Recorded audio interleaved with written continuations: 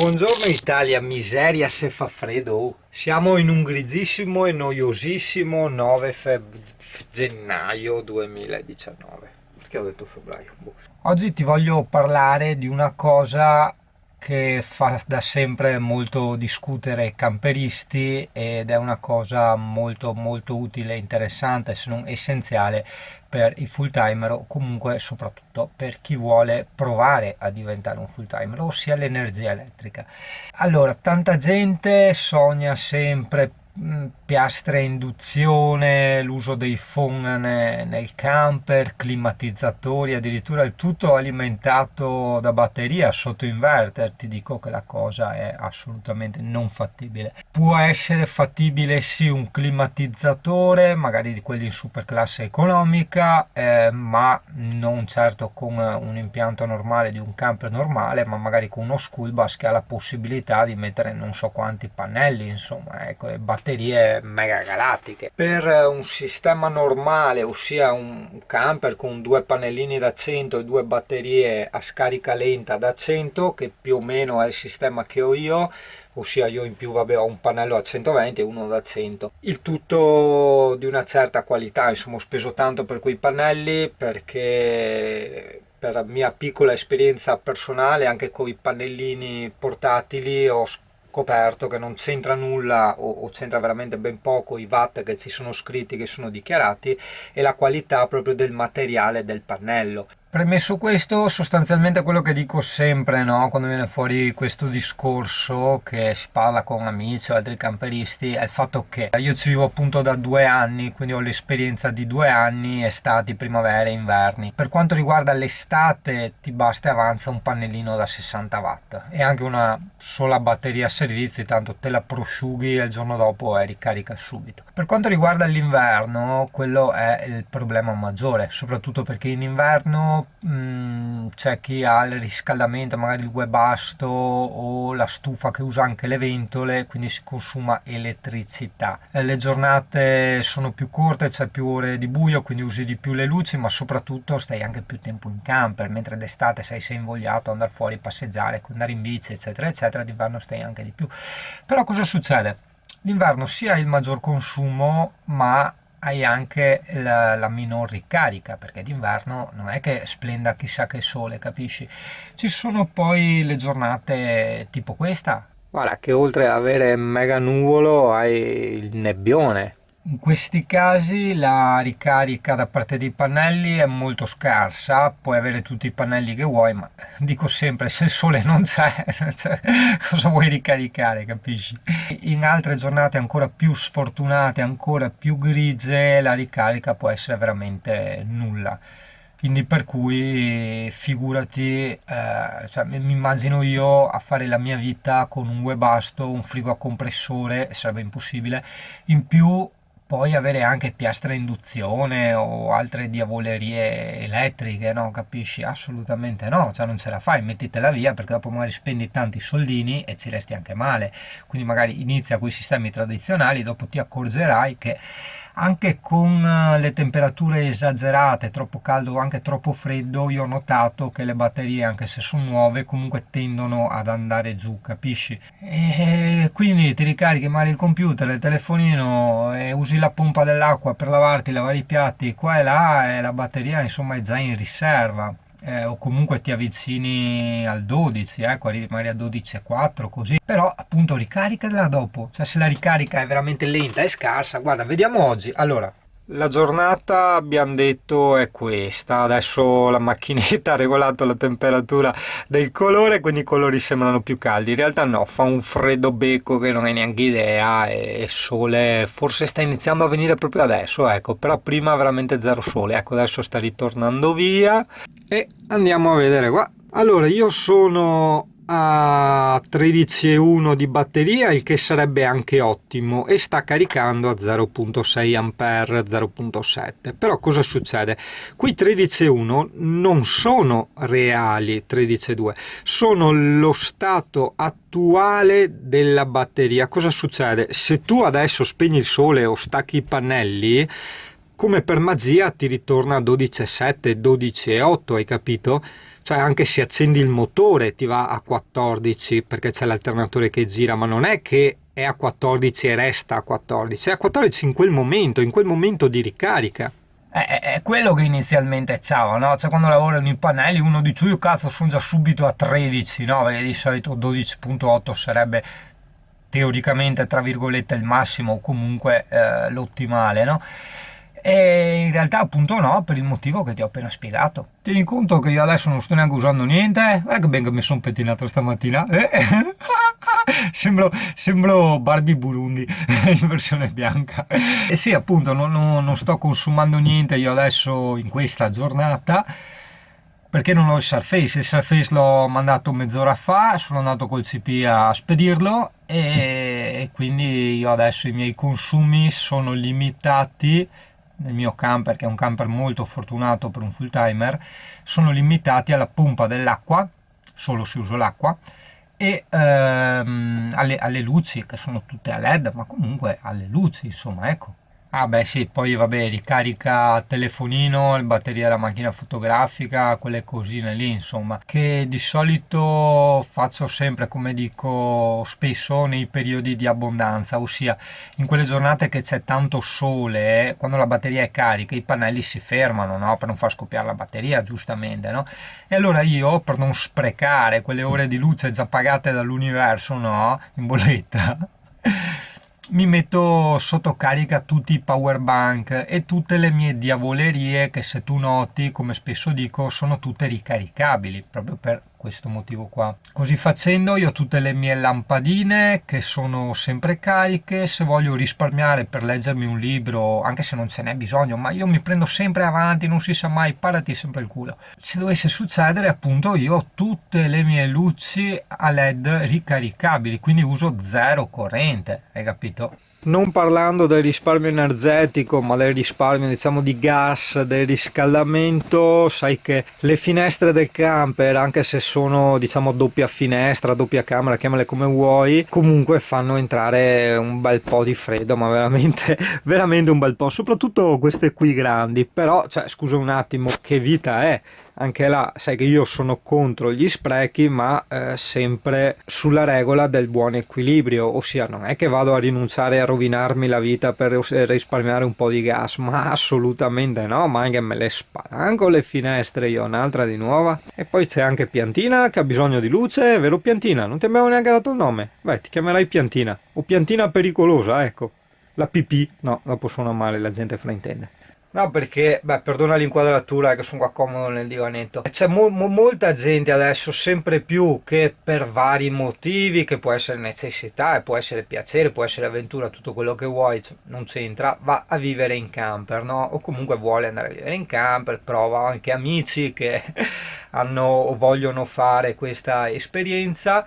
A me però sinceramente mi dispiacerebbe molto che dopo prendessero questa botta nei denti. Questo proprio per dire che uno non può buttarsi alla cieca. Hai visto, se hai seguito la storia del canale fin dall'inizio, nei miei progetti c'è sempre stato il buon senso di dire ok, io mi prendo sì un camper cacca, però intanto che ho anche la casa, mi sto fuori casa col camper, così ci sto tutti i giorni in camper, ma lo provo, vedo, sistemo, eccetera.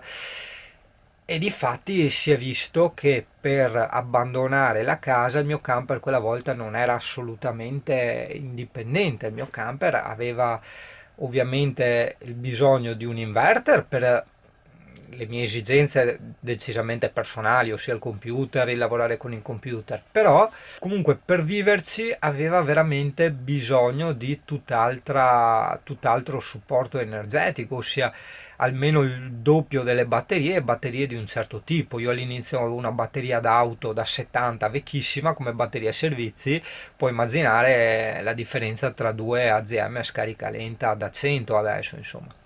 Il pannellino, avevo un pannellino da 60, più che sufficiente, come ho già detto, d'estate, ma d'inverno, ragazzo. Allora adesso ho messo due super pannelli, uno da 100 e uno da 120, super regolatore della CBE, e ho dovuto cambiare perché non era compatibile quell'aggeggio che non ricordo il nome, che fa sì che quando i pannelli solari hanno finito di caricare le batterie servizi, ossia quelle della parte dove vivi, automaticamente va a caricare anche la batteria motore e c'ha due bei vantaggi.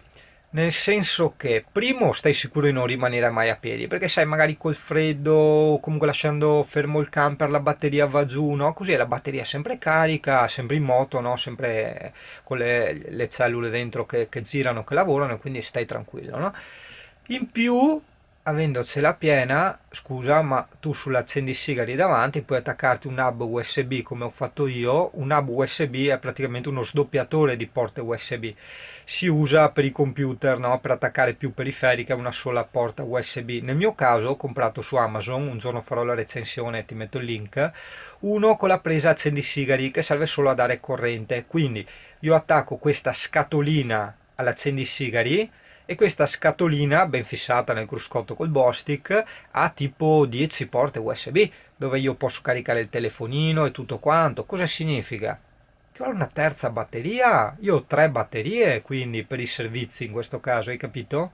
No, non sono cazzate, non sono lussi, perché poi ti trovi, diciamo, a piedi e entri in sbattimento, sei deluso, prendi sta botta nei denti che io sinceramente proprio non vorrei, cioè, mi fa un po' di, passami il termine che può essere frainteso perché ha più significati, mi fa un po' di compassione, no? Chi prova a fare queste robe qua alla cieca. E quindi in qualche modo voglio difenderli, cioè della serie non illudetevi, cioè vivere in camper sì è una cosa per molti estremamente facile, però attenzione, non è che va bene un camper qualsiasi, cioè sia per quanto riguarda i costi e sia per quanto riguarda il dispendio energetico. Ripeto, poi la cosa più intelligente per un essere umano è che ognuno faccia sempre di testa propria, però raccolga le fonti da tutti gli altri, non per seguirlo, imitarlo, ma per avere la consapevolezza di tutte le possibilità.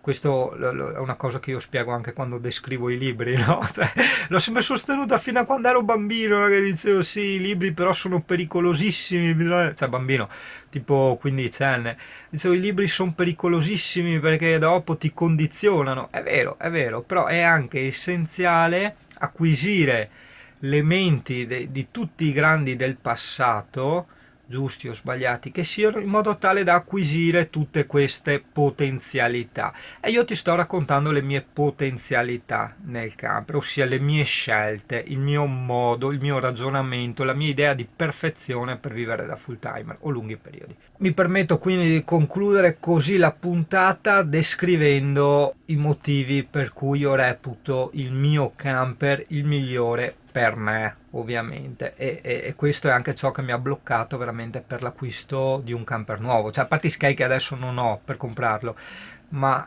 ciò che mi ha proprio bloccato psicologicamente, che mi ha annullato il desiderio di avere il camper nuovo, perché con un camper nuovo io veramente, col mio stile di vita, con le mie cose, sarei veramente a piedi e spenderei un sacco di soldi. Allora, quindi, cos'ha di tanto speciale il mio camper?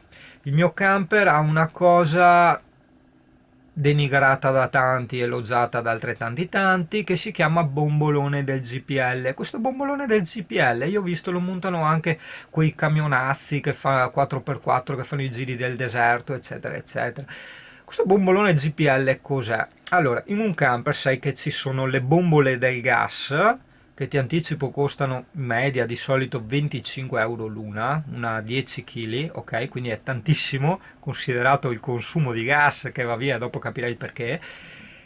E poi ci sono i bomboloni. Il bombolone è una cisterna praticamente, è tipo un serbatoio alla benzina per capirci, terrà un 40 litri, dopo vabbè ce ne sono di diverse dimensioni e tutto quanto, ok? Però più o meno, così per farci l'idea, 40 litri. Questo bombolone GPL, e ho letto la legge che li rendeva legali dal febbraio 2018, può essere ricaricato dal distributore. Cosa succede? Tu vai al distributore e il distributore con la stessa pompa delle auto, perlomeno qui in Italia con la stessa pompa delle auto, ti ricarica il gas, solo che te lo ricarica a 60 centesimi al litro. Cioè, ora che sto parlando sono a 60 centesimi al litro, quindi capirai che la differenza di prezzo è veramente estrema. Preferisco decisamente poi sempre questo mio sistema bombolone anche al Webasto. Al Webasto addirittura, io adesso non voglio assolutamente parlare male di chi ha il Webasto, ma vi faccio capire, no, le mie idee, le mie abitudini, i miei usi del camper. Quindi ricordiamoci, quando io parlo è sempre tutto soggettivo. Allora io il Webasto non lo utilizzerei mai e poi mai come dispositivo di riscaldamento principale, sottolineo principale, perché il Webasto va a gasolio. Adesso i consumi precisi ovviamente sono estremamente relativi, perché dipende dalla coibentazione del camper, dipende dal freddo della giornata, dipende da tante cose, però insomma ho sentito gente che ce l'ha, che ha stimato il consumo in inverno a 3 litri al giorno. 3 litri al giorno, il gasolio bene o male a 1,50 euro, sono 4,50 euro al giorno, sono tantissimi solo per il riscaldamento. Io spendo 1,80 euro nelle giornate proprio più fredde in assoluto al giorno, però la mia stufa è praticamente accesa a H24 o diciamo H22, ecco H21, H22, con lo stesso gas, però faccio andare H24 7 giorni su 7 il frigo, quindi un frigo anche di quelli nuovi, tenuto diciamo bene in temperatura, quindi insomma c'è anche lì sotto il suo consumo. C'è chi dice no, che il frigo non consuma niente, e ti dico no, non è vero un cazzo, il frigo ha i suoi consumi, lo vedo d'estate insomma. Poi i fornelli, il boiler dell'acqua calda, tutto questo con massimo 1,80 euro al giorno. D'estate non lo so, probabilmente 20 centesimi al giorno, non ne ho la minima idea, non ho mai fatto i calcoli. E qui abbiamo parlato del discorso costi per la vita, tra virgolette, stanziale, ossia per la parte cellula, ecco, quello intendo con stanziale, per la parte cellula, per la parte casetta.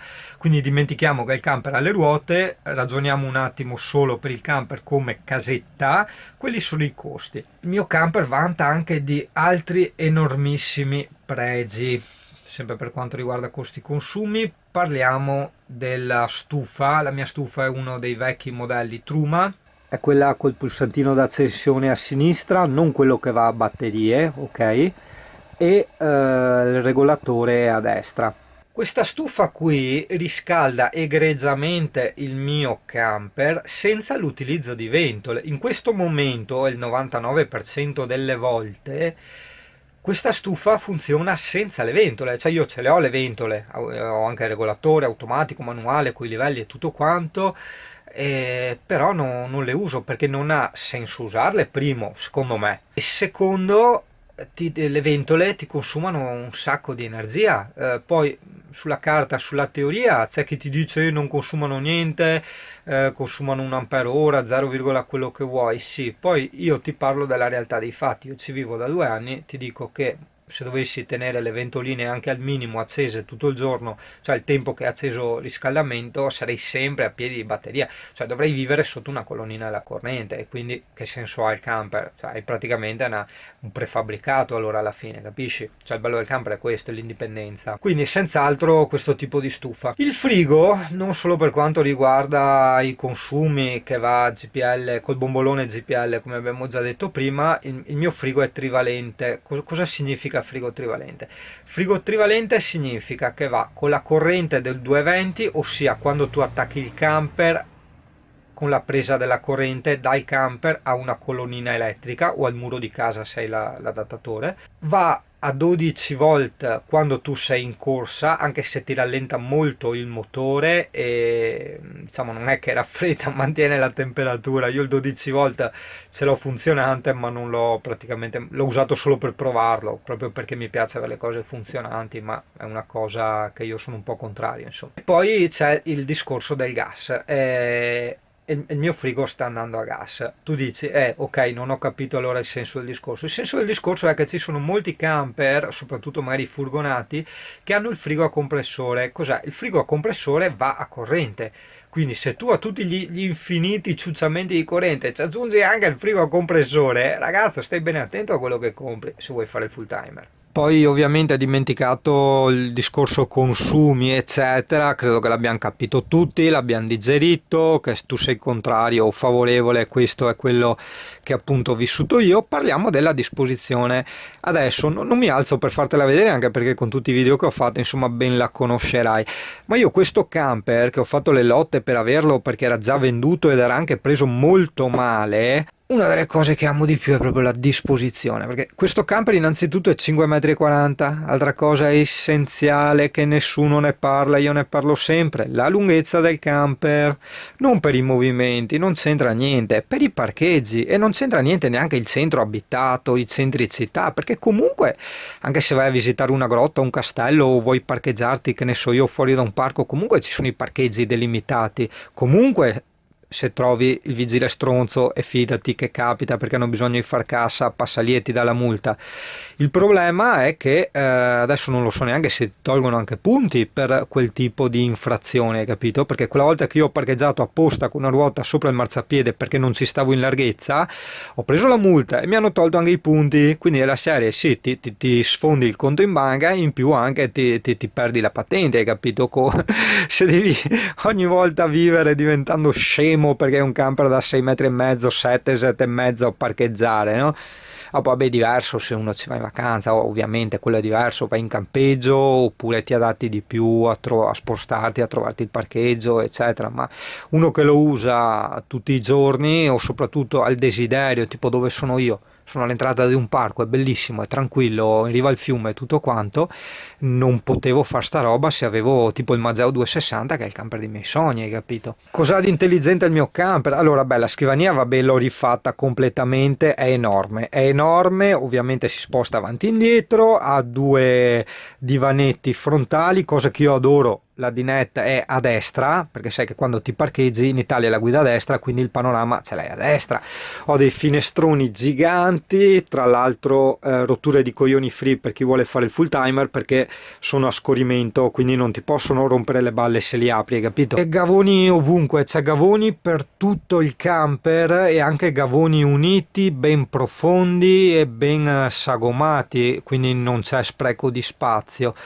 I gavoni poi sono anche sotto, perché vedi dove c'è quel portapenne lì, sotto c'è un altro bel gavone bello profondo, tutta sta roba qui, sotto c'è tutto gavone enorme, gavone anche sotto poi la dinette, quindi gavoni veramente in quantità industriale, in più anche il baule dietro, diciamo, tipo le auto. Poi ovviamente anche lì dove c'è il mio pinino, questo qua, anche là è tutto spazio per mettere roba, è tutto libero qui. Questo è tipo un portaspezie, quindi anche qua un casino di roba. Poi c'è l'armadio tra l'altro sopra la stufa, poi che io adoro la stufa in posizione centrale, cioè che è perfetta. In più tra l'altro dove c'è il divanetto, quindi io mi metto qua, mi scaldo i piedi e sembrano cose da poco, ma sai che quando ci vivi veramente diventano cose importanti, insomma, non sono cose assolutamente da poco. E sta area enorme qua, adesso perdona il casino, ma qua c'è veramente un grandissimo spazio, quindi quando devi fare certi lavoretti o comunque devi cambiarti i vestiti, tu qui hai veramente tanto spazio, eh?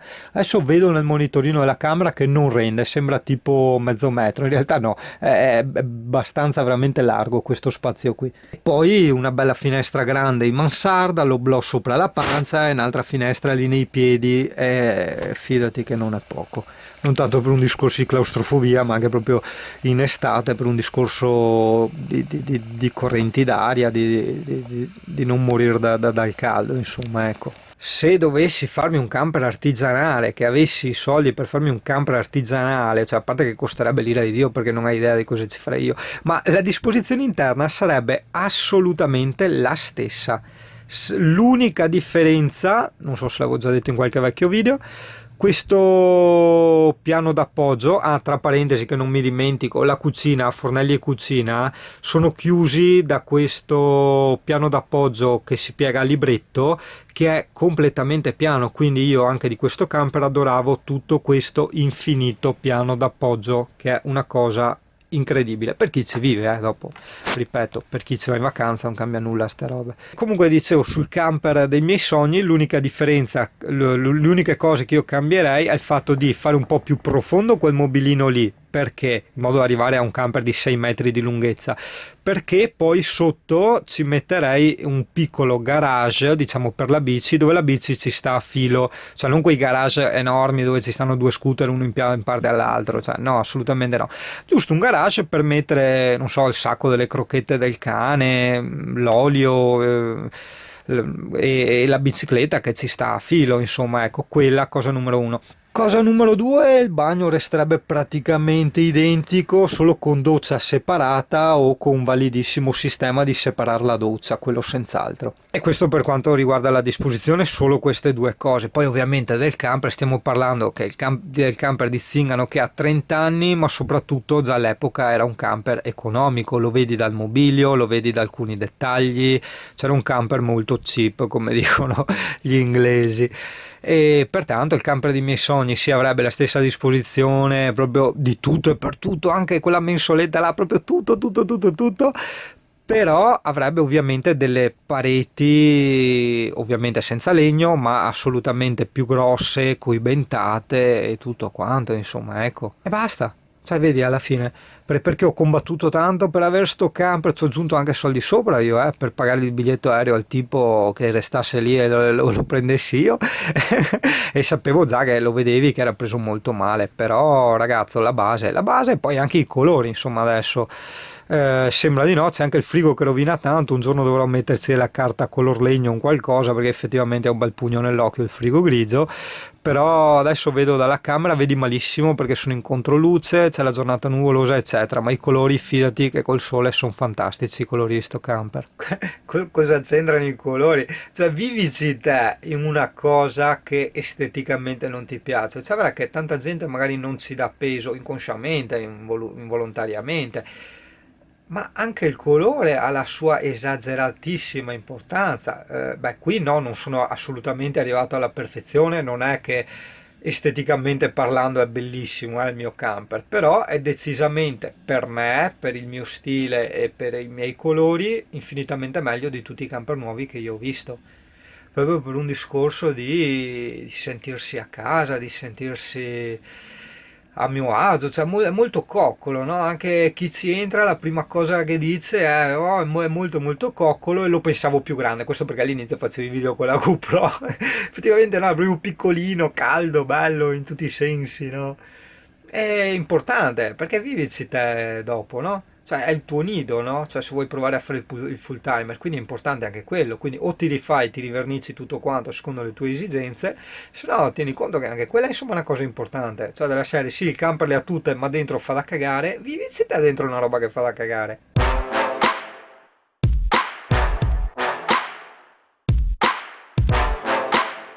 Porco cane, dovrei magari imparare un po' a parlare meno a mitra, no? Perché dopo anche ti impaperi, ti ingarbugli coi discorsi, no? È che ho sempre un po' la paura del deficit dell'attenzione, cioè non nel senso che la gente è deficiente, ma è proprio una caratteristica del cervello dell'essere umano moderno che pone la sua attenzione a un discorso o a una cosa per un tot di minuti, dopodiché il rubinetto dell'attenzione si chiude e quindi o si offusca o va a cercare altri stimoli, no? Questo vale anche per la durata dei video, no? Molti mi dicevano falli più lunghi. No, conosco gente, me l'ha anche detto, cioè i tuoi video anche mi piacciono ma non li guardo perché sono troppi lunghi, quindi effettivamente 10 minuti sono anche tanti, poi vabbè dipende sempre anche dal tipo di video, ci sono certi video che a volte sembrano un po' tipo il telefilm, no? La puntata perché vai in giro, trovi gli amici, l'amorosa qua e là, vai a visitare i posti, e altri invece che magari sono un po' più tecnici, altri filosofici, allora lì effettivamente uno se non è predisposto quella giornata, cioè che quella giornata non ha voglia di seguire quel discorso, effettivamente dopo un paio di minuti chiude. E quindi chiudo anch'io. Ciao!